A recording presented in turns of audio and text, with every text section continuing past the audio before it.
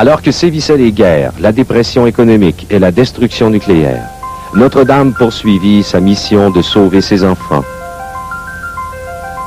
Elle apparut fréquemment à travers le monde, s'annonçant sous divers titres, pressant ses enfants de prier et de se convertir. Les années 60 furent une période de transition pour le monde. Drogue, assassinats, guerre et érosion des valeurs familiales faisaient la manchette des journaux à la grandeur du monde. La confusion était grande. Cependant, Marie s'est révélée comme une mère tendre et aimante. Elle voulait décidément que nous sachions que nous sommes tous ses enfants. Elle promit de récompenser chacun d'entre nous.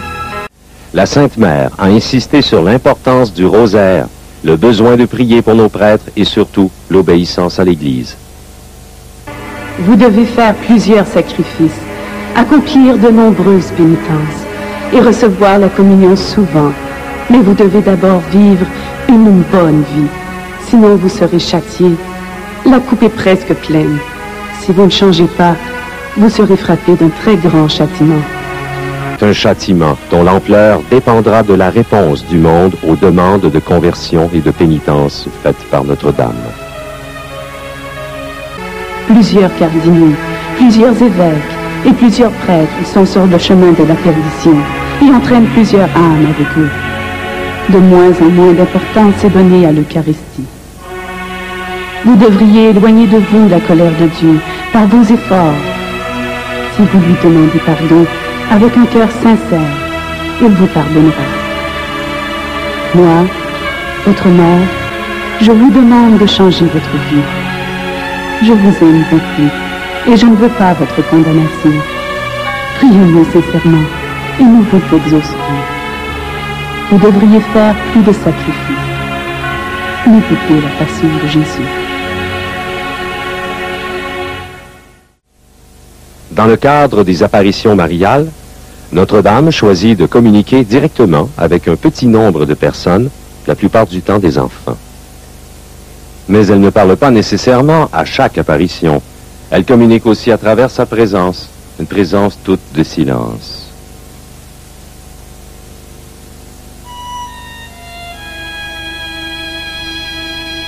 La veille du 2 avril 1968, Notre-Dame apparut sous la forme d'une lumière radieuse au-dessus de l'église copte orthodoxe Sainte-Marie. L'église est située à Zaytoun, une banlieue du Caire en Égypte.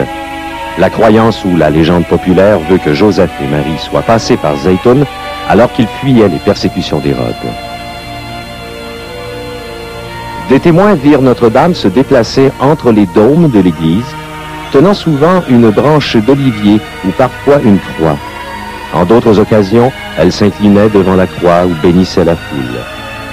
Des gens de toutes les couches de la société et de diverses religions l'ont vue dans des positions et sous des formes variées, les apparitions étant toujours visibles pour tous ceux présents, croyants ou incroyants. We even had our servant and she's... Même notre servante était présente et elle ne connaît rien du christianisme. Elle sautait de joie en la voyant. Et c'est tout. Nous sentions un frisson. Vous savez, c'était quelque chose.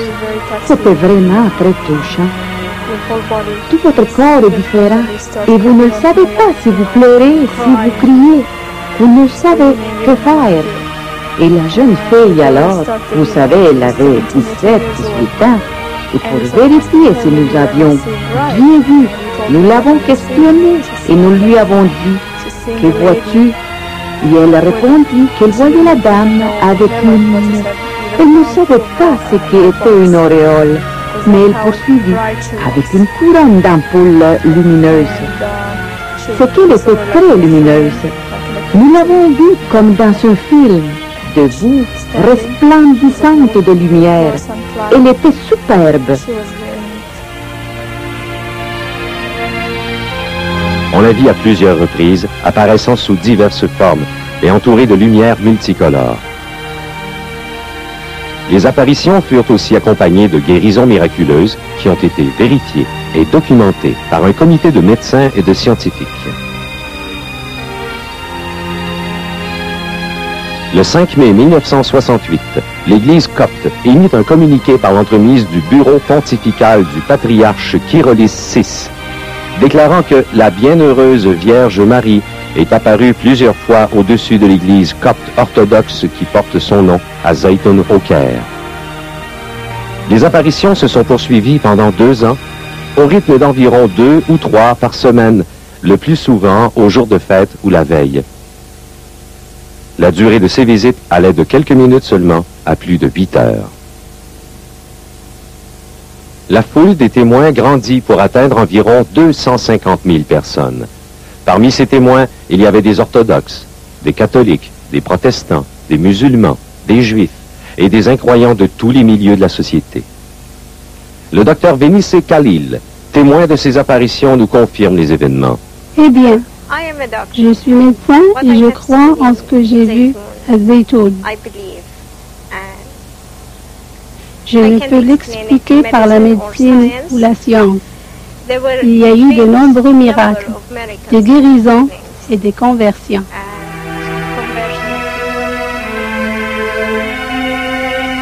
À l'occasion, on a rapporté que des colombes lumineuses, blanches ou dorées, planaient autour de l'image de Notre-Dame le soir, s'élevant très haut, puis disparaissant soudainement.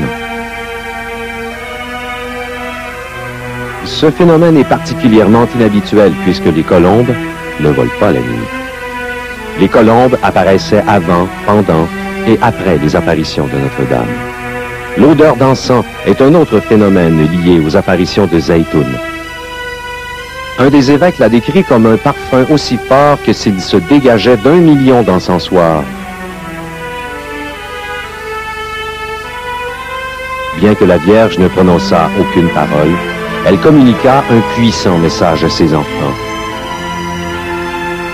Est-ce que le silence de Notre-Dame représentait son affection profonde pour tous ses enfants, chrétiens et non chrétiens? Les fruits témoignent de la force de sa présence.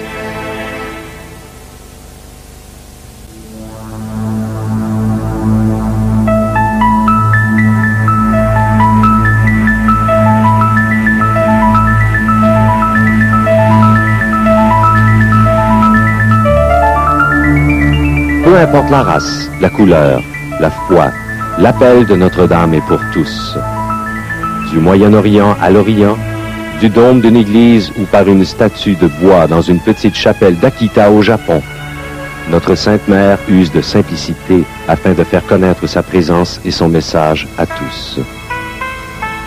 En 1973, dans un couvent catholique situé aux abords d'Akita au Japon, sœur Agnès Sasagawa vécut le premier d'une série d'événements surnaturels dans la chapelle japonaise des servantes eucharistiques du Sacré-Cœur.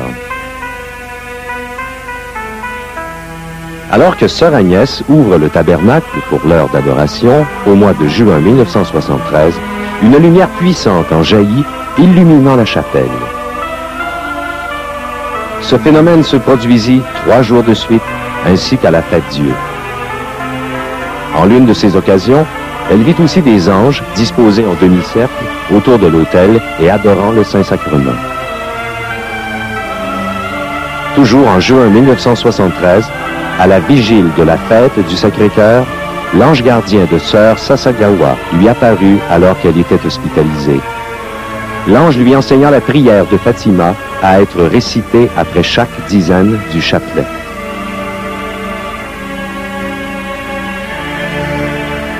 Ô mon Jésus, pardonne-nous nos péchés, préserve-nous du feu de l'enfer, et conduis au ciel toutes les âmes, spécialement celles qui ont le plus besoin de ta miséricorde. Au début des années 70, cette prière était pratiquement inconnue au Japon. À l'occasion de l'apparition de son ange gardien, une plaie, en forme de croix, s'ouvrit au creux de la main gauche de sœur Sasagawa et se mit à saigner.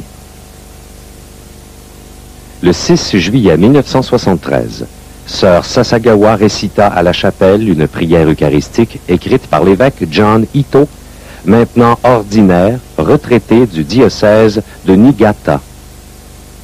Notre-Dame ajouta le mot « vraiment » à cette prière eucharistique qui signifie l'importance de la vraie présence de Jésus dans la Sainte Eucharistie.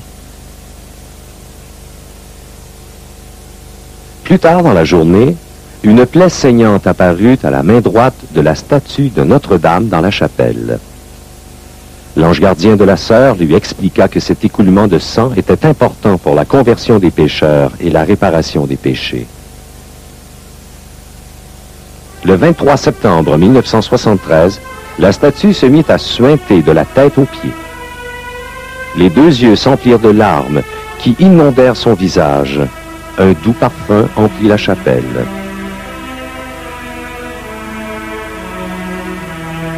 Cela se produisit maintes fois en présence de témoins, dont l'évêque John Ito, qui fit analyser les larmes par une des meilleures universités du Japon.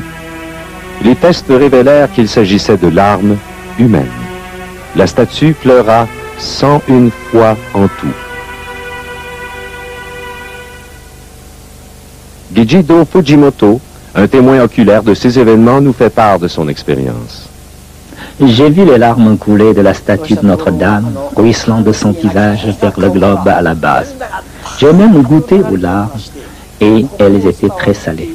J'ai alors pensé que Notre-Dame devait avoir un message spécial pour moi et pour les autres. Parce que lorsqu'une mère pleure devant ses enfants, c'est qu'il y a de sérieuses raisons. C'est pourquoi j'ai pensé que si notre mère du ciel pleurait par l'entremise de cette statue, elle devait avoir un message pressant pour nous tous. Selon sœur Sasagawa, la Sainte Vierge veut rassembler des âmes compatissantes qui sauront offrir leur souffrance à Dieu par amour. Voilà exactement ce que veut Notre-Dame, ici à Akita. Vous devez vous repentir. Commencez à prier Dieu avec un cœur bon et pur. Convertissez-vous et confiez-lui votre vie. Il est important de devenir chrétien et de connaître la miséricorde de Dieu. Dieu veut que nous changions nos vies. Le monde est si corrompu et égoïste. Il nous aime bellement. Il essaie de nous sauver des châtiments par l'entremise des messages de Notre-Dame. Seule la prière permettra de répandre le message. Le 13 octobre 1973, sœur Sasagawa reçut un message d'une extrême gravité pour le monde. Le châtiment sera sans précédent, pire que le déluge. Un feu tombera du ciel, ce qui causera la mort d'une grande partie de l'humanité.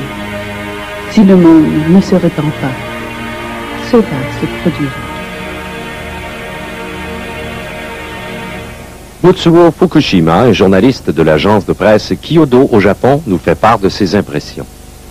Le message d'Akita est un message d'amour divin. Dieu aime tellement les êtres humains qu'il sent le besoin de nous mettre en garde et de nous dire qu'il faut se repentir et prier ici à Akita pour l'humanité entière. Après 11 ans d'enquête, l'évêque John Ito, alors ordinaire du diocèse de Niigata, déclara officiellement que les événements concernant la statue et les messages donnés à sœur Agnès Sasagawa sont d'origine surnaturelle.